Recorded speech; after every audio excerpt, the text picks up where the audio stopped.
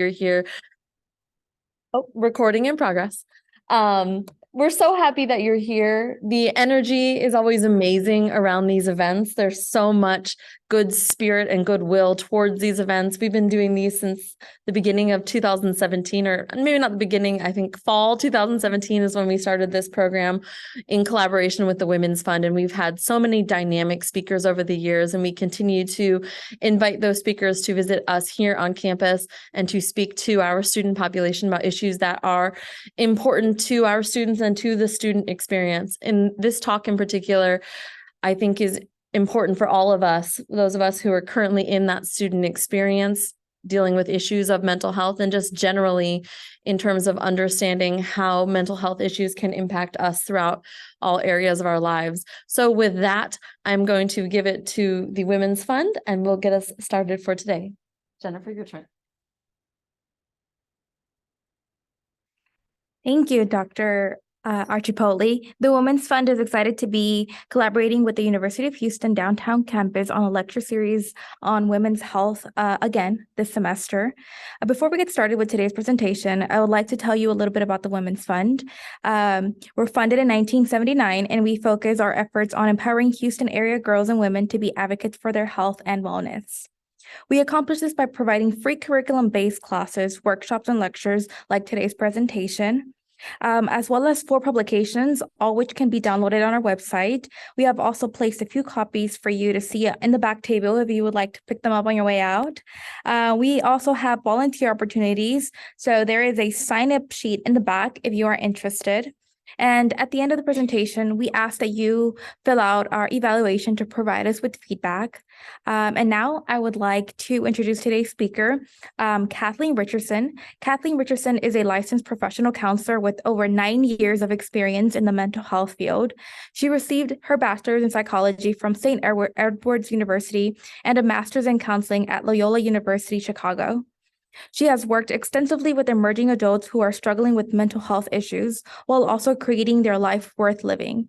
She currently works as a primary clinician at the Manager's Pathfinder program, which is a community reintegrational program. Some of her passions include mental health advocacy and helping people nurture their strengths and identifying their values to create a life that they are excited to live. When she is not working, you can also find her at the park with her kids and a nice cup of coffee.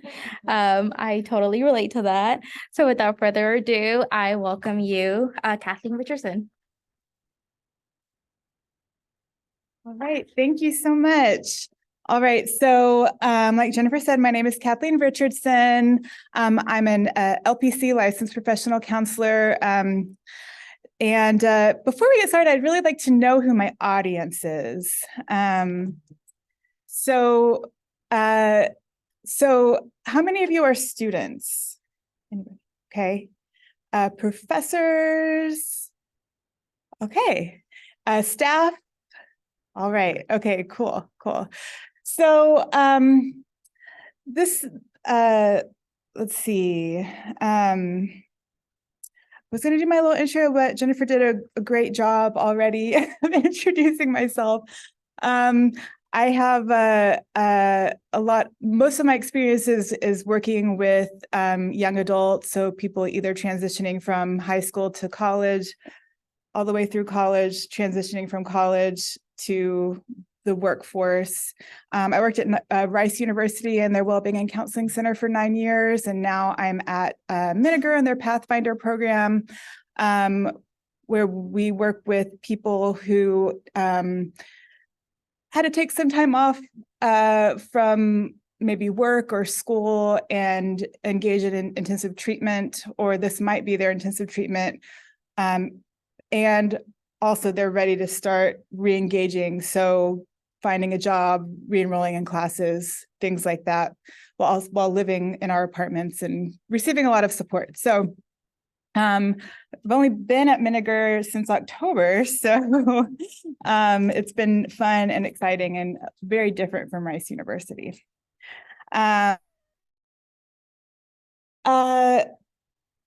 This is let's see. Here we go. Mental health awareness. So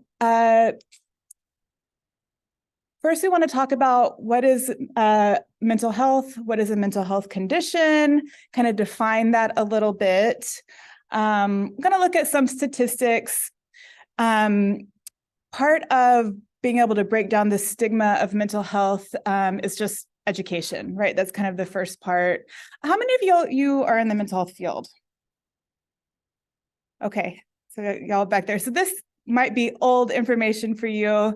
This is kind of mental health 101.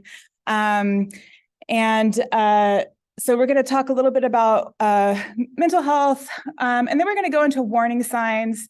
If you might be concerned about someone in your life, or even yourself that might be struggling with a mental health condition, what are some things to look out for? And then what you can do. How do I have a conversation with someone that I'm really concerned about? How can I help them, basically? We're going to touch a little bit on navigating a crisis. And so just so you all know, we'll talk very briefly about suicide. And I do like to kind of just make sure that y'all are all adults, take care of yourself. Suicide is a sensitive topic, and really mental health issues in general are.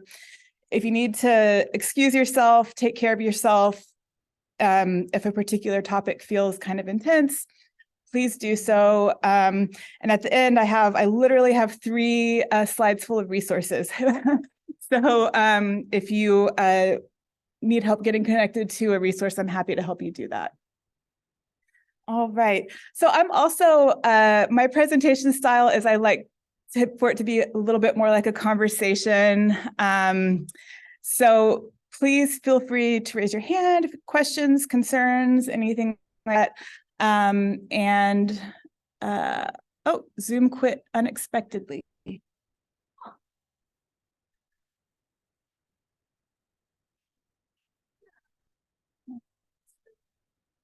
Yeah, let's just X that out and it still looks like it's up. Yeah, you're still good. Okay.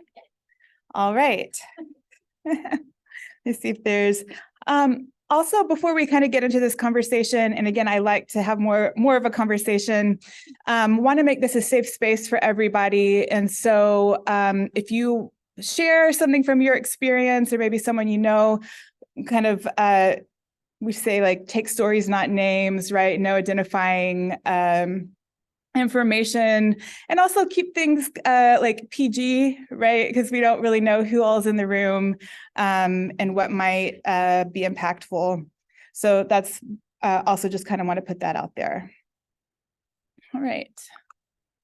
So starting off the conversation, what does it mean to be mentally healthy? What does that mean? For me, one of the biggest things in my mental learning has really focused on, here we go again, has focused on boundaries and boundaries.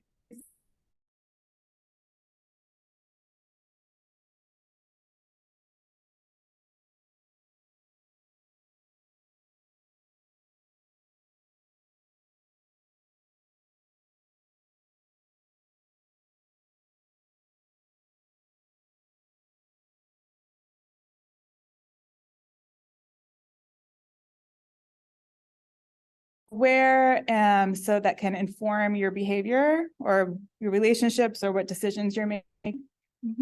Absolutely. Yes.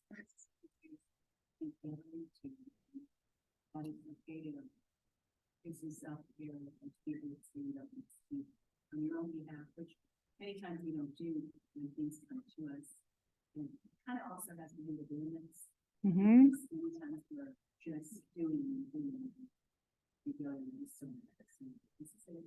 Right. Absolutely. So kind of being intentional with how we're responding to different situations and with how we're caring for ourselves. Okay. So obviously there's a lot of different definitions, a lot of different variations. I would agree with everything that y'all said. I did look up, so the CDC says mental health includes emotional, psychological, and social well-being. So kind of broad. The World Health Organization defines it as a state of mental well-being that enables people to cope with stress of life, realize abilities, learn well and work well, and contribute to society in a meaningful way. So it's not so much just the absence of mental health condition or something like that, but being able to engage in your life, being able to experience the broad range of emotions from sadness to joy, anger, all of those things, but being able to cope with those emotions as they come up. And then being able to engage in your life in a meaningful way. So whatever that looks like for you. For some people, it's school or a job. For some people, it's a family. So many different ways to engage. And so that's kind of what I think of when I think of mental health. And obviously it's on a spectrum, right? And our mental health is very dynamic and can change throughout our lives, and does change throughout our lives, I would say. Yeah.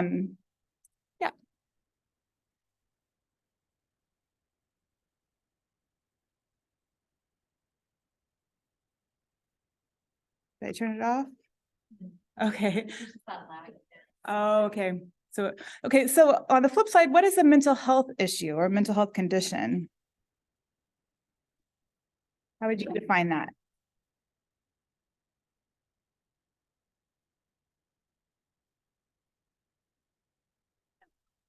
Can't focus? Okay.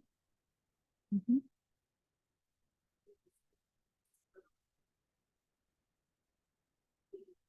Mhm.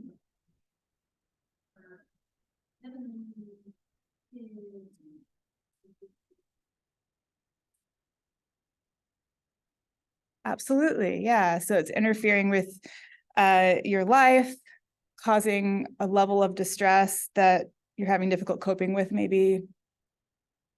Mhm. Yeah. So the American Psychiatric Association defines it as a health condition involving changes in emotion, thinking, and or behavior associated with distress and or problems functioning in your daily life. Right.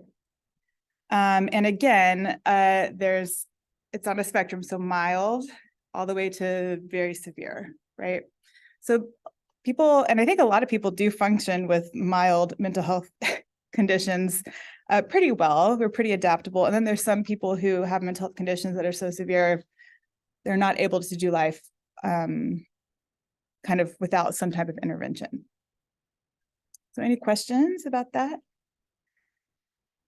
Okay. All right. And so what causes mental health conditions? Really, it's kind of like the nature and nurture.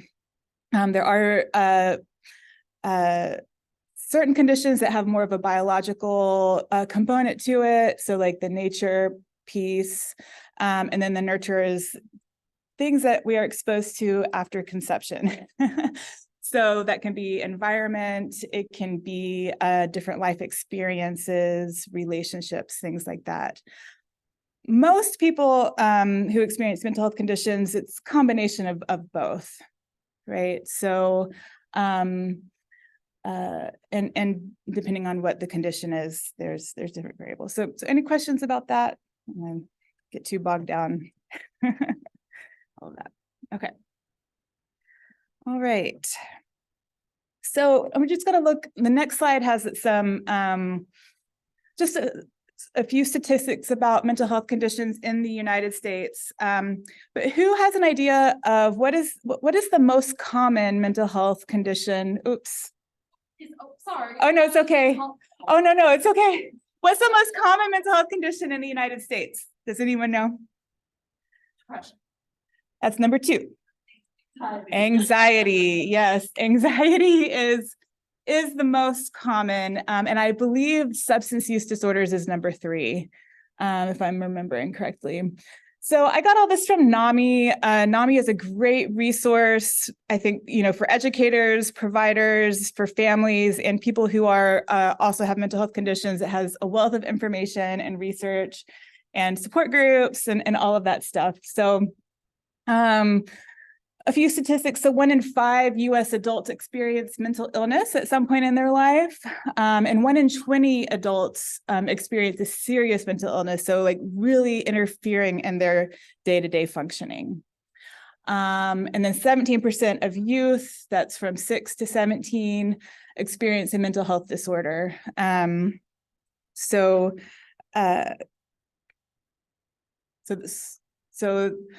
do these numbers surprise anybody? Not really. Say even like at this campus, because our adults are also students, Mhm. a lot of them are also full-time or part-time employed, Mhm. that anxiety is probably higher. Well, and again, 5 of 5 and Yeah. 19 of 20. well, and this is reported in people who have been diagnosed. So a lot of let's see if I can remember some of these. So does anyone have any idea of the average time span when someone experiences symptoms for the first time and when they get help for the first time? 5 years. I think it's like 3 years. And for different disorders, like for substance use disorder, it's 10 years. So a lot of life happens. And these are for the people that seek help too. And also for anxiety, so most of the age of onset for most mental health disorders, people will have developed symptoms by the age of 24, around 24.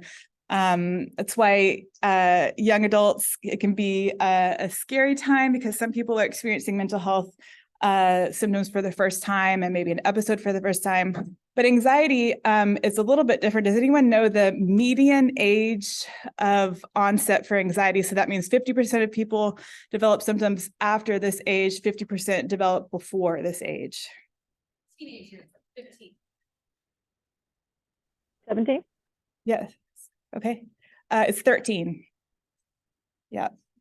And so and so you can think of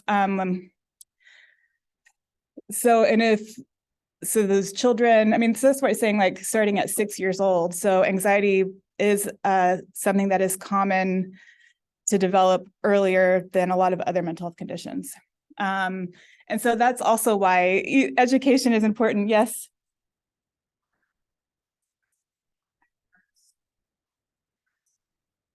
It depends. I mean, some people are biologically more sensitive or anxious. And then so it's like they have this biological sensitivity or vulnerability, and then maybe also their environment is pretty stressful. Maybe, you know, it's kind of chaotic or there's a lot of pressure, something like that. So it could be a combination of that. Some people it's just environment. So maybe they're actually pretty chill, but their environment is so stressful or they don't have the proper support that it can happen that way.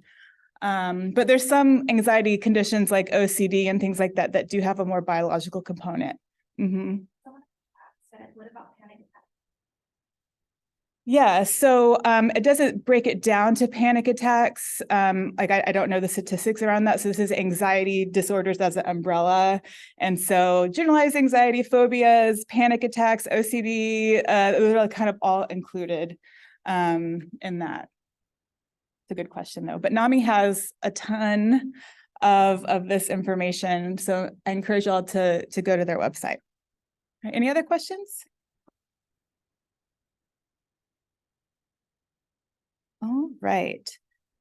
So the warning signs, and I did get a video from NAMI because I know y'all don't, I try to like mix it up in my presentation, so I'm not only talking. And so it's going to go over a lot of different examples. One thing I like to point out when we talk about warning signs is that just because a person might have 1 or even 5 of these warning signs, it doesn't necessarily mean that there is a mental health condition going on. The more warning signs a person has, the more likely there's something going on in their life. And we're also looking at intensity and duration. So I could have a bad day and have trouble getting out of bed, just being like, I just don't want to go to work today. I'm so tired. And then the next day I'm fine, right? That doesn't mean that I'm depressed, right? But if it's like for 2 weeks that I can't get out of bed, then it's like, okay, maybe there's something else going on. We're also looking in sudden and drastic changes in behavior or mood. It helps to know somebody, right? As a therapist, I rely a lot on either like family information or the person coming in saying these are all the changes I've noticed. But if you're concerned about a family member or friend, like, and you know them really well, and then it's suddenly they're very different, that's a huge warning sign. So for example, maybe someone is typically pretty quiet and not very social, and that's just like them. They don't have a high social need. They tend to be pretty quiet and just withdrawn normally. And maybe all of a sudden they're like the life of the party and doing all these doing all this risky behavior. It's like so out of the norm for them. And you're like, whoa, this feels different. Could also be the reverse. Maybe someone's the life of the party, very social, all of a sudden starts to withdraw. So it's not necessarily like one behavior, it's like a drastic change in a person's personality or behavior. Does that make sense? Okay. And then we also look at interferes with the person's ability to function, and we look at 3 main areas of functioning. So to pursue work, school, or a meaningful role, right? So that they have, being able to do what they want to do with their life. Engage in tasks of daily living. So that's hygiene, it's paying your bills, it's grocery shopping, feeding yourself, those things. And then it interferes with important relationships. So either there's a rupture in an important relationship or withdrawing from that, or you're not able to engage in your important relationships. So if you're a parent, maybe you're not able to connect with your kids like you used to, or right. So there's a rupture in that. So any questions about that before we watch the YouTube? Okay. I think it's just linked right there, examples. Hey, bud. Wow. I hate that always having the commercials.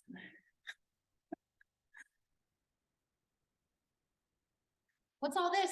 Well, it was too expensive, so brought it here. You know, with Priceline, you could actually take for less than all this. I made a horrible mistake. Go to your happy price, Priceline.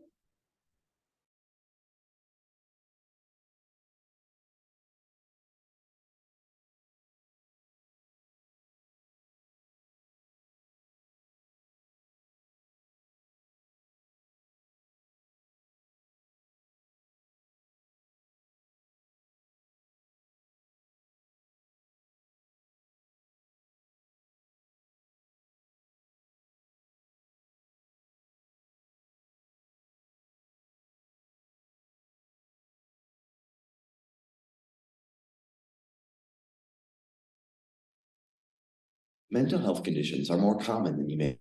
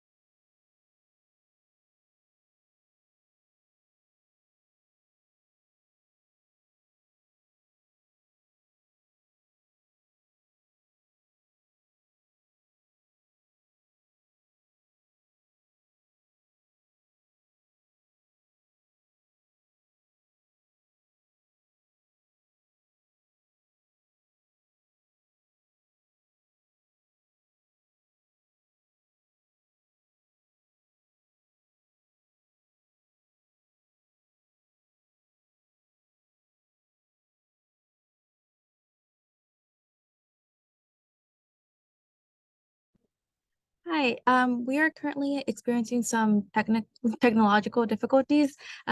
Just give us a second and bear with us. I'm gonna try to pick back up the presentation.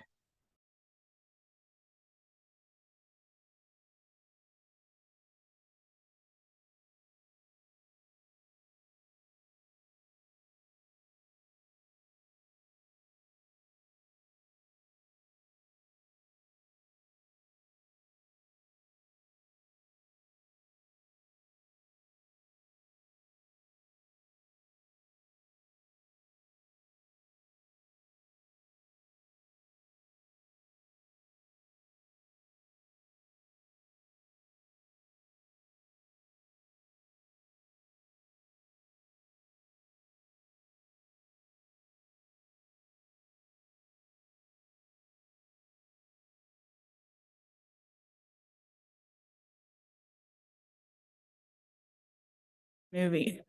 The YouTube video.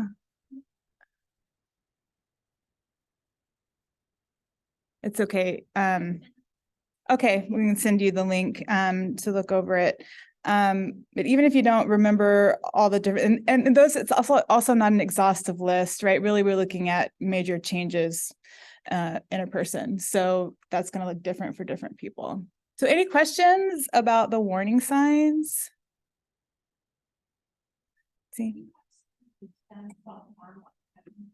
Mm-hmm.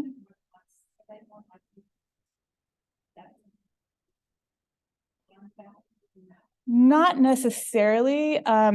So if it's, sorry, so there's suicide and then there's non-suicidal self-harm. So injuring oneself or hurting oneself without the intent to end one's life. I mean, we consider that a coping mechanism. It's a maladaptive one, right? Maybe not super healthy, but it's helping the person cope. Sometimes it's helping the person cope with suicidal feelings, right? And it's keeping them safe, right? So it doesn't necessarily mean that they are more likely to attempt suicide. And I don't go into the details about vulnerabilities and stuff. One of the biggest things though is any previous suicide attempt increases the risk significantly for another attempt. So that I know that like that more so than non-suicidal self-harm. I'm curious, digging into that idea of, you called it maladaptive, and what was Coping mechanism. a maladaptive coping Mhm. mechanism. So we see these as maybe not the most productive ways that we can cope with some of these Mhm. symptoms, but it's a way that someone has found a way to cope. And Yeah. so if you're, that might be, so I'm just very curious about what that could look like, because in my own journey with like postpartum depression, I gained like 70 pounds. Mhm. Right, so I feel like, well, that was my maladaptive coping mechanism. was Yeah. Food, right? Sure. And so Yeah. I'm just curious about other ways that we can see these, and are those warning signs as well? So they can be. I mean, I think that's why like any major change. So it could be major change in weight, either way, Yeah. right? Weight gain, weight loss. And we all have, I would say, like maladaptive coping mechanisms. So like the benefit you get from the coping maybe doesn't outweigh the harm that it causes. So like with self-harm, binge eating, I mean, because it is a way to cope with your feelings and it's effective in the moment. And in general, like using food to cope is not bad. It becomes maladaptive when that's the only coping mechanism you have, right? So relying too much on something where it's starting to create negative consequences in your life or causing you distress or, right, that's really kind of what we're talking about when we talk about maladaptive coping mechanisms. Yeah. Yeah. All right. So any other questions? Hey. All right. So what to do to help? So this first conversation is if you are concerned about someone, but you're not necessarily concerned about their like immediate safety, right?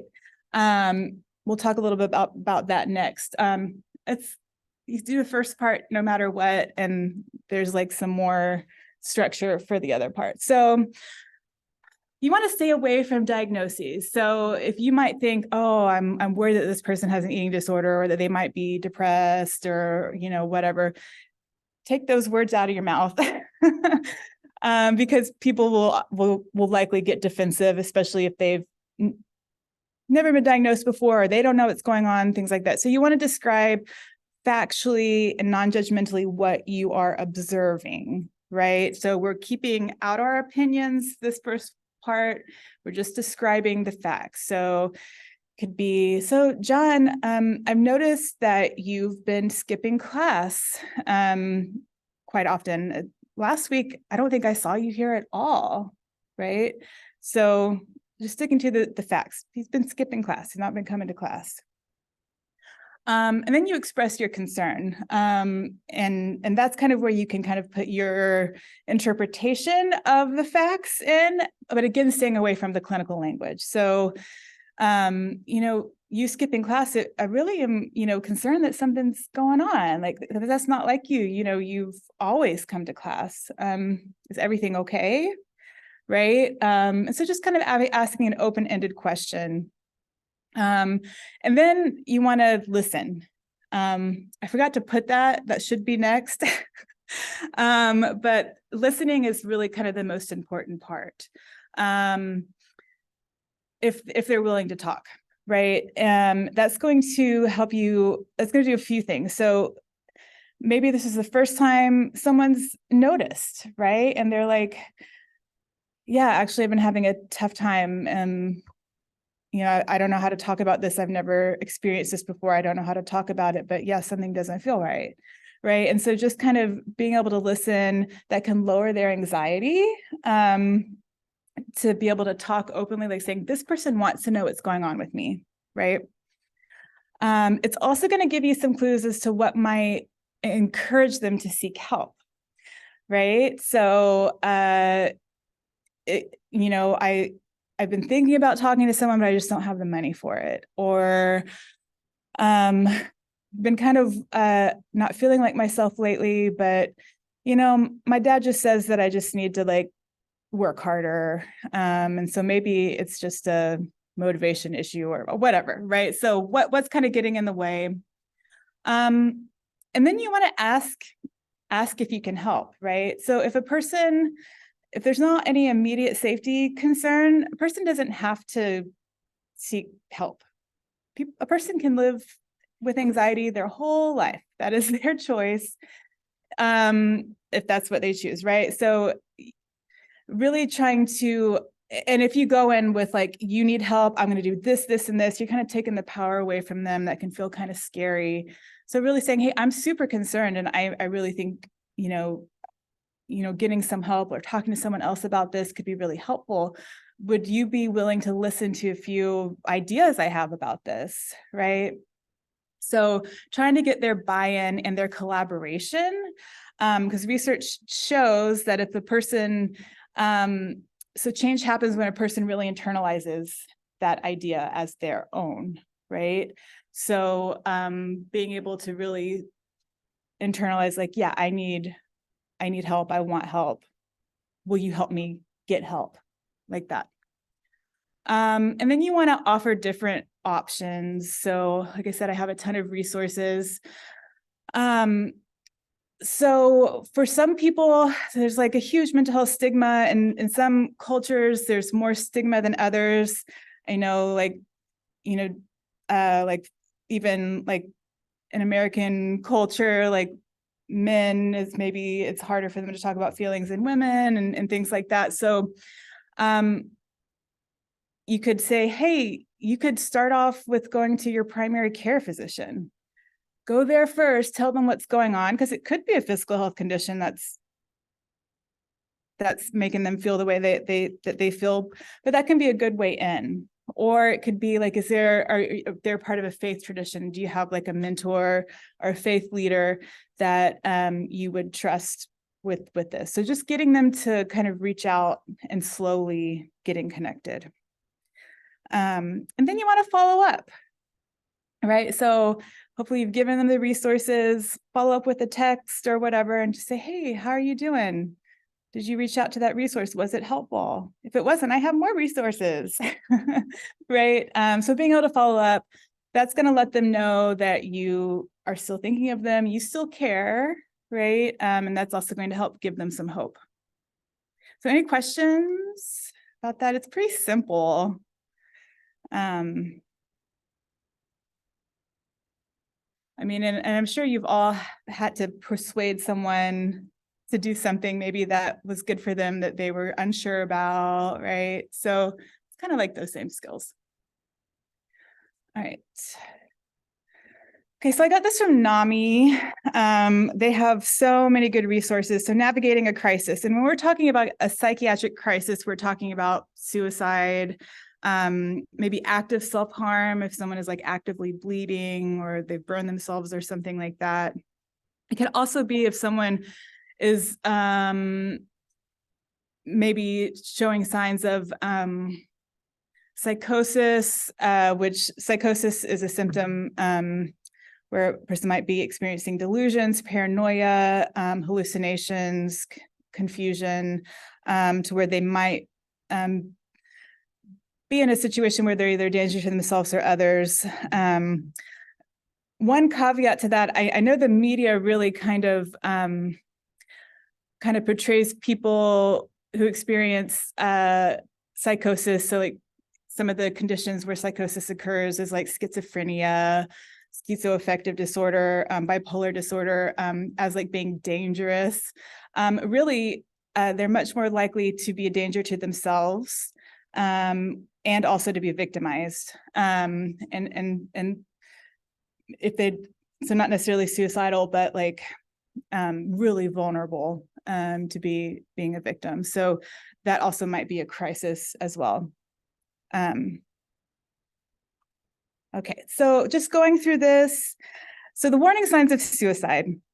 So giving away personal possessions, talking as if saying goodbye, and it like feels weird. Like it's like why are you telling me this, right? Taking steps to tie up loose ends. So that could be creating a will just kind of out of nowhere. It could be making sure they pay off all their debts, and it could be something kind of weird of like, oh yeah, I borrowed $5 from you a couple of years ago. I'm just now getting around to it. Here it is. And you're like, what's going on with that? That's weird. Acquiring a means, so that could be collecting pills, buying a weapon, Googling different ways to die, things like that. Saying things that that imply hopelessness and they're not future oriented. So nothing matters anymore. You'll be better off without me. I wish I could just go to sleep and never wake up. I can't do this anymore. Things like that. Withdrawing from friends and family and normal activities. And then increased drug and or alcohol use. And again, this is out of the norm for the person, right? So maybe their use is significantly more than what is like baseline for them. This also is pretty dangerous because substances lower your inhibitions, right? So can make someone be more impulsive. So suicidal thoughts plus substance use is they're a dangerous pair. And so what to do, everything that we talked about in the last slide, with one change, you want to ask them directly if they're feeling suicidal. So you do need to say, are you either like, do you want to kill yourself or are you feeling suicidal? And you do want to ask that in a direct way. And the reason for that is a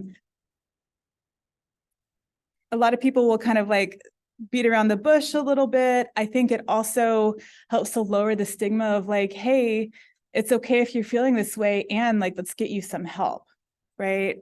And so there's a lot of myths around suicide that I think prevent people from asking the question, like if I ask them, that's going to put it in their mind, or it's like something like that. The research does not support that information. It actually shows that it lowers people's anxiety because it's giving them permission to talk about something that is like really scary for them, and distressful and agitating. And so it's important to ask the question. And then if they say yes, you do want to ask if they have a means. And then you're going to want to stay with them and hand them off to ideally a mental health professional. So whether that's like a phone call, there's like text lines now too. If they have a means and you feel safe to help them not have access to that, that's okay. And if you don't feel safe, then that's something to make sure to talk to the mental health provider about, and maybe needing to get help from law enforcement depending on the situation. If it's like immediate safety concern, like maybe someone has consumed pills, or they have a weapon in their hand and they're not letting go of it, or threatening with it, you just call 911 for if there's like immediate emergency. Let's see. And I mean, again, we'll go over a lot more resources at the end. So any questions about this?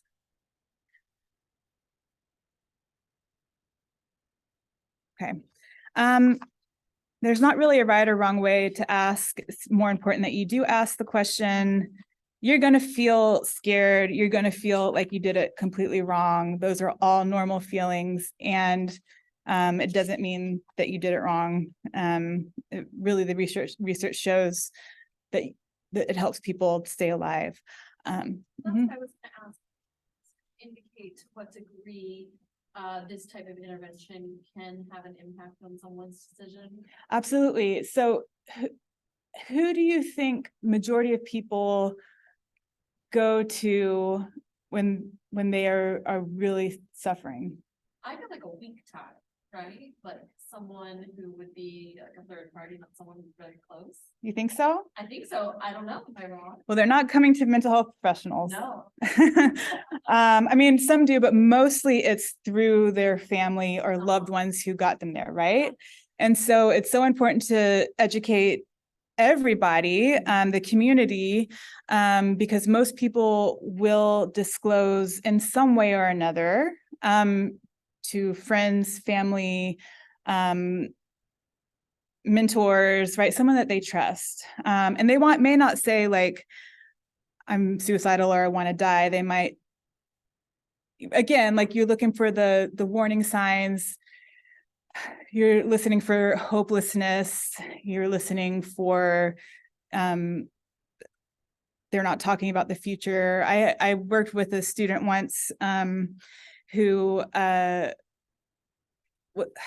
wasn't really saying that they wanted, that they were like serious about dying, but then this is when I worked at Rice, I was able to look at their classes for the next semester and they hadn't registered. And so that like put a sense of urgency of like, oh my gosh, they're not like making plans, and they didn't plan to be here for next semester, so why register, right? So just being able to pay attention to that type of stuff. And so we're not asking the community to treat suicidality or mental health conditions, but y'all are crucial in getting people to mental health professionals who can help treat the conditions. And suicidality, I think, is super treatable, right? There's effective treatment for it. So it's just a matter of getting people to the help that they need. Yeah. Mm-hmm. Any other questions about that? Okay. All right. So going into all my resources, I'd be happy to send these out for y'all. If y'all want these, you can take pictures. So these are national resources, and then I have 2 pages of Houston specific resources, some for crisis, some for non-crisis but mental health treatment. So I love these text lines, especially for young adults, because sometimes this is just the way to get your foot in the door with them being able to text. The Trevor Project is for LGBTQ youth in crisis. Let's see, have some international resources. Yeah. And then, of course, I gotta plug the Miniger Clinic.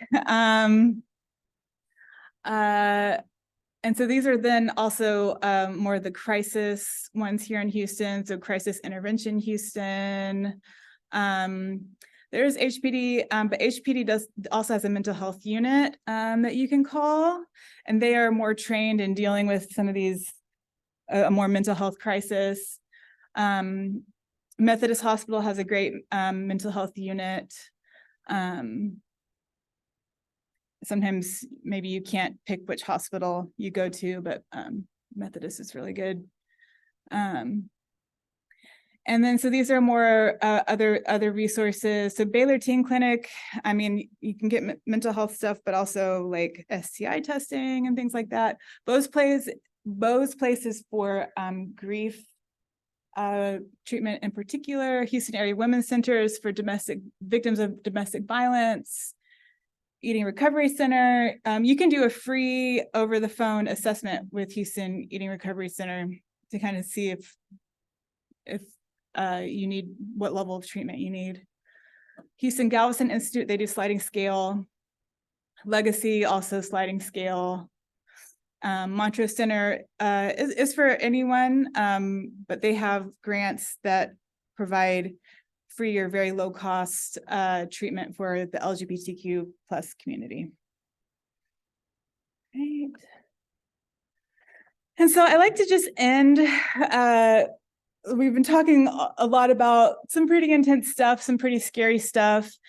And I really come from the philosophy that recovery is possible. Recovery may look different for people. For some people, recovery is they're symptom free and they live their life without the mental health symptoms they were suffering with. For some people, they still have symptoms and it doesn't get in the way of their functioning and they're able to manage it through medication and or therapy, right? So, and then there's like everyone in between, but recovery is always possible. All right, any questions?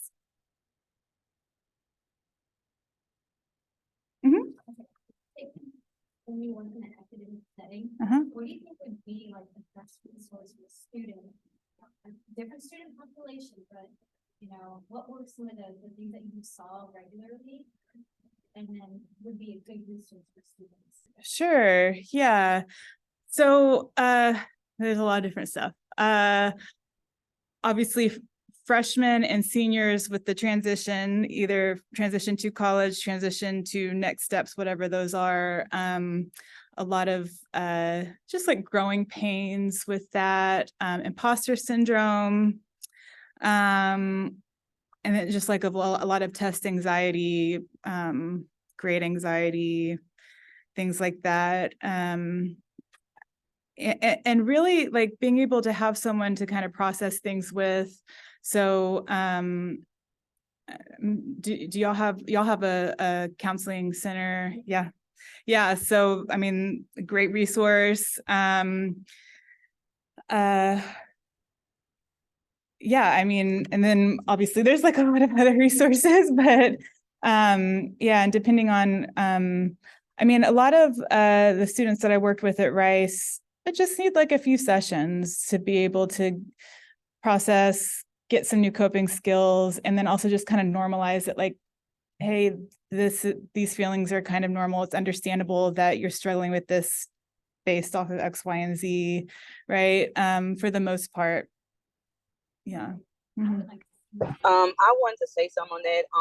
I work in mental health and I work with children, and what they've taught me is that a lot of them don't have someone to lean on or to trust, to talk to, especially the ones that've been through foster care. And I just feel like there should be like more programs and resources out there, like a hotline, like, you know, like some of the numbers you gave out, you know, maybe they can call throughout the day just to release things off their mind, off their chest, I'm sorry. And to, you know, kind of release a lot of the things they have going on in, you know, in their minds. So that has been like one of the things that a lot of the kids has told me, they don't have anybody to talk to. Yeah, absolutely. Absolutely. Thank you for sharing that. Yeah, and it doesn't even have to be for some of these transitional things and things that come up with at school and stuff like that. Even just like a trusted mentor or someone that they can kind of like the speaker said, talk through things with, right? Can be really helpful. Mhm. Mhm.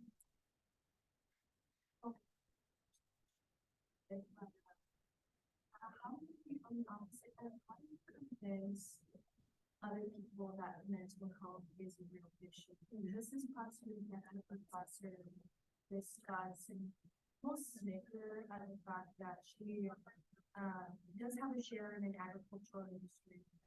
And she sighed and said, yeah, it seems like mental health is being talked about everywhere, even in the agricultural industry. Mhm. It took a lot being someone that has been in the agricultural industry to understand that there is a lot of minorities who are underpaid and undocumented Mhm. that have their struggles. But to be fair, she was in about her 60s. She is white, you know, so not really too familiar with her background, but it seems like there was just this tone that's very, it wasn't a priority. Right. And she did make it a point that, and I have heard from other individuals from various backgrounds, but from older generations kind of being overwhelmed and almost upset that this is a topic that seems to come up a lot. And even with that, they have a sense of just not seeing it as a priority. How do we convince people in a respectful manner to make sure statistics? Because what's concerning to me is just that maybe they do have someone in their life that is struggling, and then the point where they do, like you're saying, they usually reach out to our family, closest friends, and stuff like that. How would that snicker or that remark or that tone be that that one factor into someone's decision or their outlook of what they're already struggling with? Absolutely. I mean, it can be very hurtful. I don't think you can like convince someone if they don't want to be convinced, unfortunately. NAMI has a ton of great resources. Their whole mission is bringing down the stigma of mental health so that people will seek treatment and people will be more compassionate towards others. And unfortunately, there's some people who see science and don't believe it still. I mean, that there's not really anything you can do about that. I would also wonder I don't know this professor at all. I would wonder if maybe they struggled with mental health issues and they didn't get compassion or, right. And so it can just kind of, so just like being wondering about that, especially when there's such a strong reaction to something, it always kind of like makes me think of like, why is this such an issue for you? But yeah, I think also like, I don't know your relationship with this person, but if you wanted to like talk to them outside of the classroom setting, that would probably be more effective than in class in front of everybody, right? And just kind of letting them know how it impacted you. A lot of times it's easier for people to see an individual and the impact they have on an individual as opposed to like a group of people or, right? So just some thoughts, but yeah, it's hard. Mm-hmm. Yeah. Mm-hmm. So what are some like everyday tasks that we can incorporate into our daily life routine that can help us just boost our mental health? Yeah, that's a great question. So it's going to be different for everybody. So we hear a lot about self-care and we think of like going on vacation, going to the spa, like these big things. But really, there's two types of self-care. So there's the self-care that you do every day as part of your routine, right? And then there's also these like, well, I think it's like a preventative self-care, and then there's like responsive self-care, right? Of like the preventative stuff are the things that you do every day to help you cope with your life. And then the responsive stuff is like, I'm feeling overwhelmed, I need a break, I'm going to take care of myself, right? So, I mean, this might sound really simple, but sleeping, eating, and exercising are pretty important. I mean, even just sleep alone, it can affect your mood, it can affect your memory. It affects everything, right? So making sure that you get enough sleep, eating every 3 to 4 hours, like throughout the day, so your blood sugar doesn't drop. Because when your blood sugar drops, that also can affect your mood. And then if you are able to exercise, doing something that you enjoy and that feels good for your body.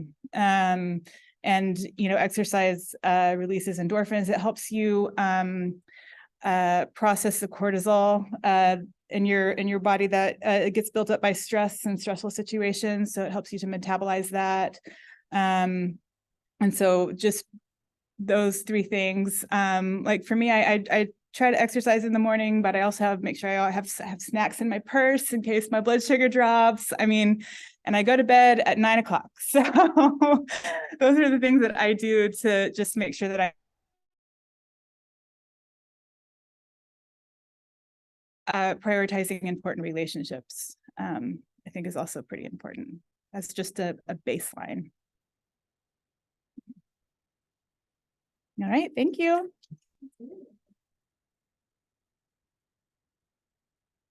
Another slide.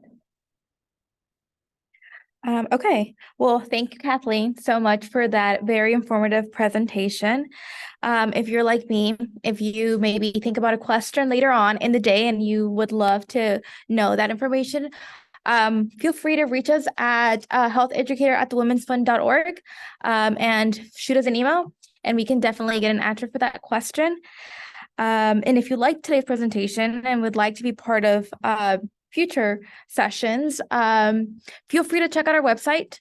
We do have a calendar for different upcoming events that which you can sign up for. And please, if you are able to, in person, scan this QR code and please do our evaluation. It is very, very important for us, and we appreciate your feedback. And yes, thank you for everyone showing up in person and virtual. Yes, question.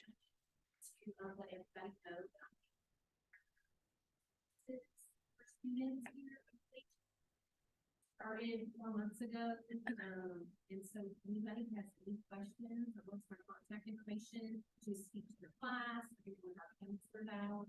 Since Dr. Blanchard took over, we went in-house with counseling services. So Great. students have a limited session, Wow. for free here on campus or virtual. Yes. So what was your name again? I'm sorry. Naomi. So Naomi, what's your email? Naomi. Okay, so Naomi from UHD, if you have any questions for her, they do offer services here for the students. So please reach out to her. It's very important, a very important part of our existence. So feel free to take advantage of those resources that there's out there for us. And we can follow up with all of those that registered with the slide with the resources as well as contact information. Yes, for those of you who were virtual, a follow-up email will be sent out with all that information. So we can definitely include the link to the video and the slides with all those great resources on there. And yeah, that is all that we have for you today. Thank you so much for joining us and have a great rest of your day.